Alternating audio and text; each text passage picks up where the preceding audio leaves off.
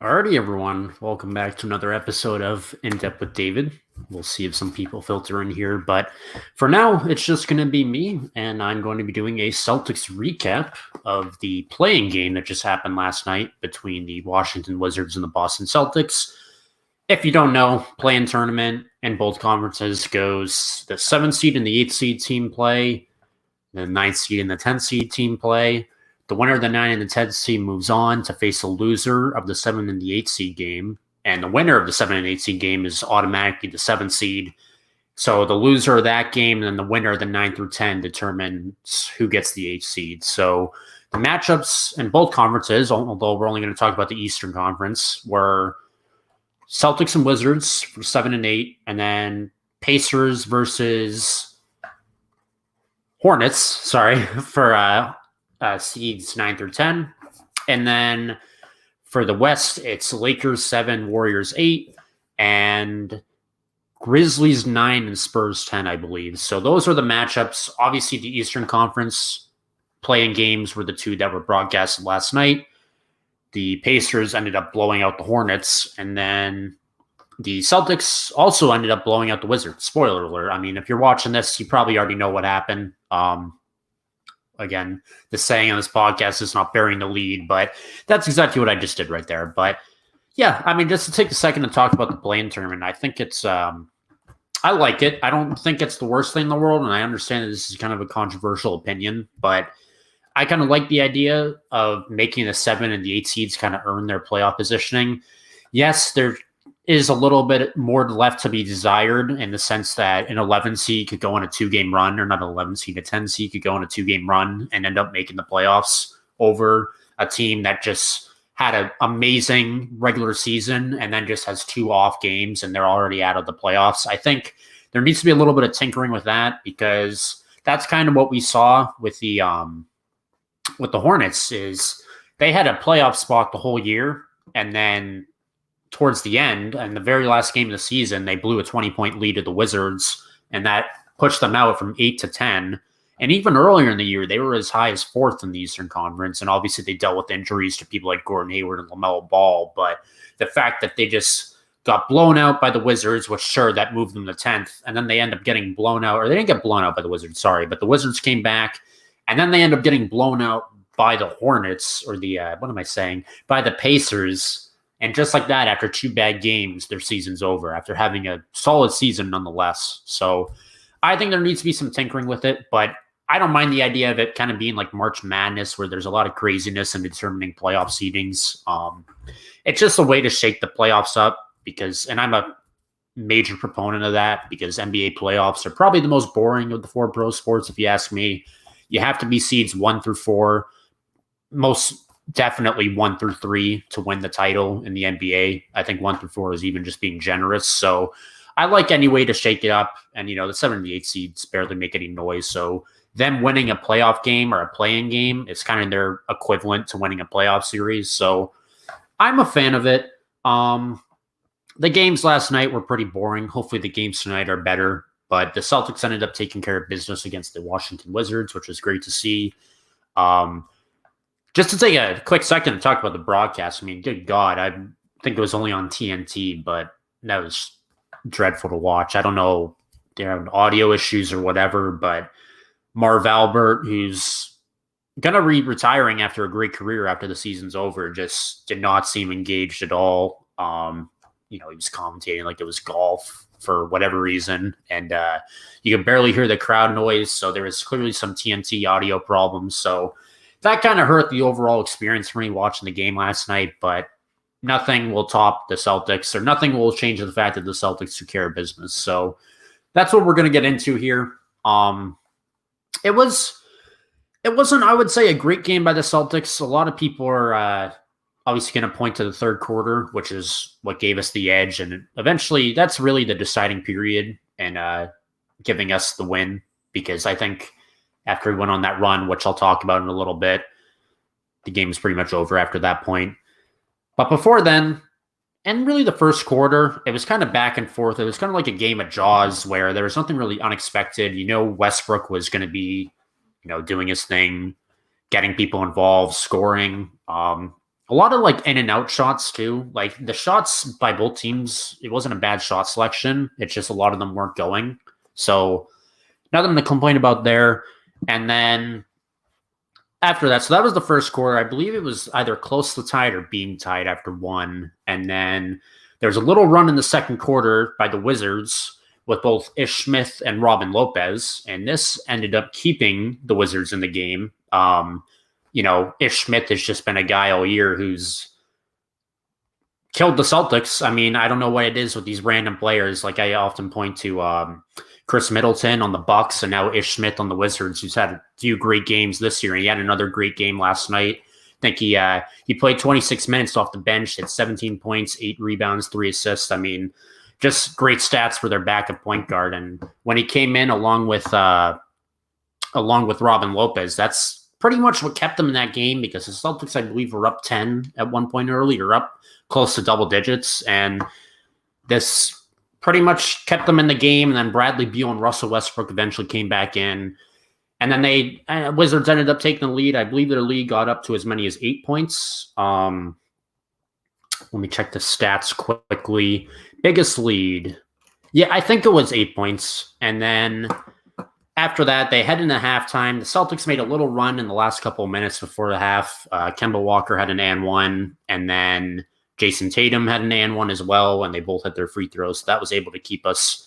I think we were only down by 1 or 2 heading into the half, so that was good because this had a chance to snowball from there. And then in the third quarter, just talking about that quickly, this is kind of where the wheels fell off for the Washington Wizards and where the Boston Celtics eventually ran away with the game. So, yeah, right out of the third quarter, beginning of the second half, Kemba Walker comes out, hits a couple threes. Jason Tatum ends up hitting a couple threes. I think Jason Tatum had like close to 20 points in just the third quarter alone. He ended up finishing with 50, his third 50-point game in the last month. I mean, you just can't say enough good things about Tatum. I know people are going to blame him for our struggles this year, maybe saying he's not,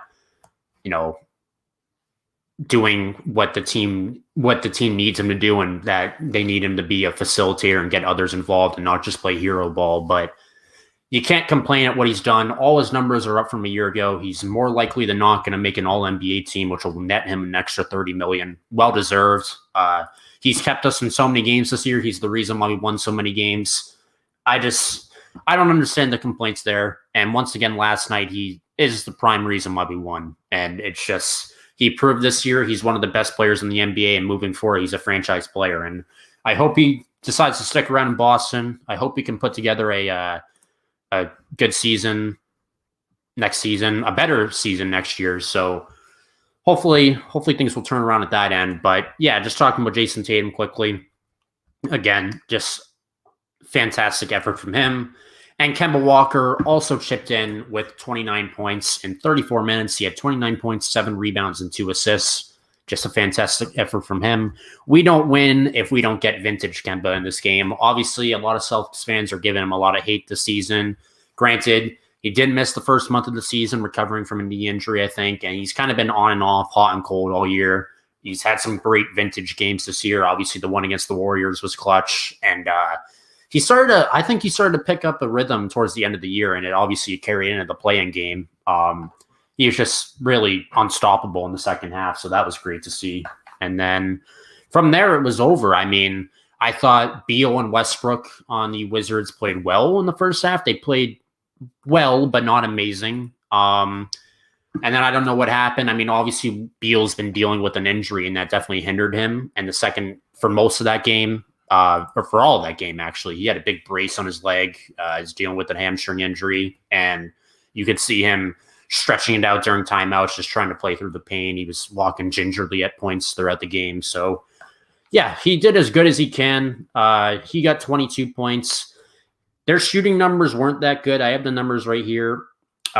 Beal shot 10 to 25, Westbrook 6 of 18, but, not awful, but not amazing. Obviously, they needed to do much more if they wanted to help their team win, but they did get great contributions off the bench from Ish Smith, as I talked about earlier, and Daniel Gafford, who also chipped in 12 points. So They put together a solid game. It just wasn't enough because, again, once the Celtics were able to hit their shots in the third quarter, it was just over from that point. So that was pretty much it. I mean, that was really the game at that point.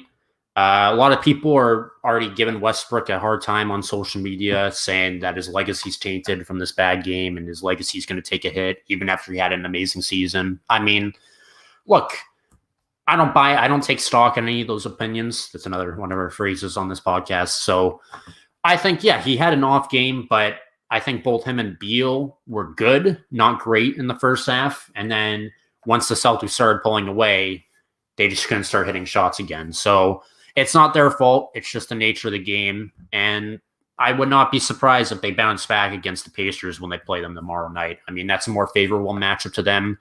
Yes, the Pacers just blew out the Hornets, but the Wizards have been the second best team in the NBA over the last 24 games, I want to say. They were 17-6 coming into the play-in game, so I fully expect them to bounce back. I think that's what will happen.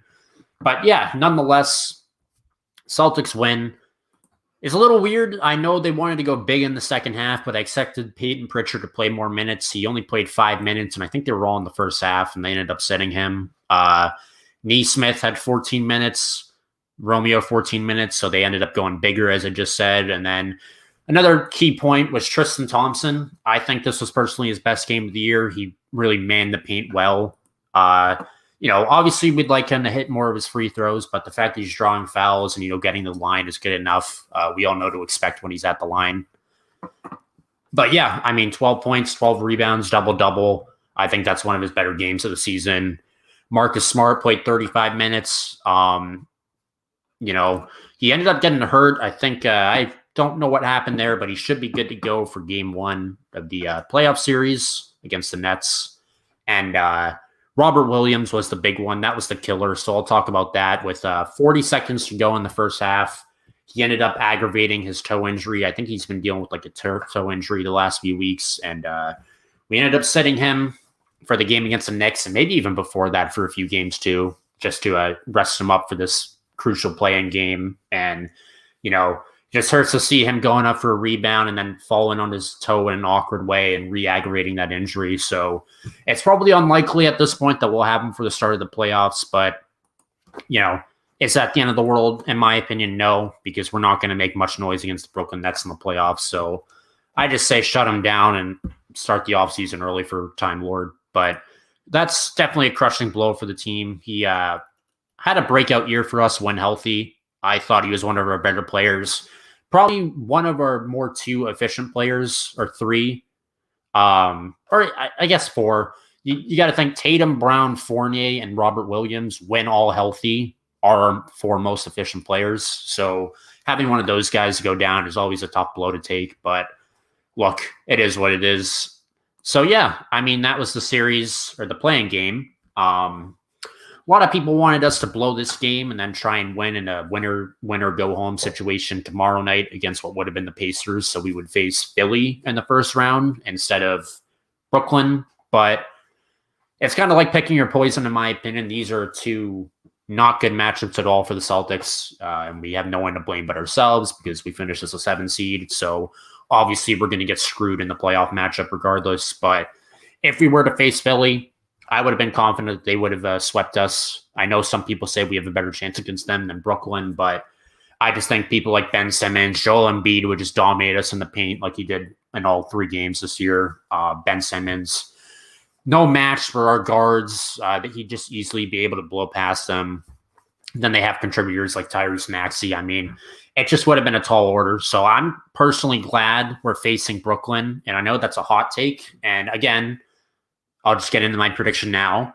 I think the Celtics will probably lose in 4 or 5 games. It'd be great if we could take a game from Brooklyn. I would not be surprised if we get swept. I hope we don't get swept, though, because I don't want a Kyrie Irving-led team, especially after how he did us in Boston, to come back 2 years later and just, end our season prematurely.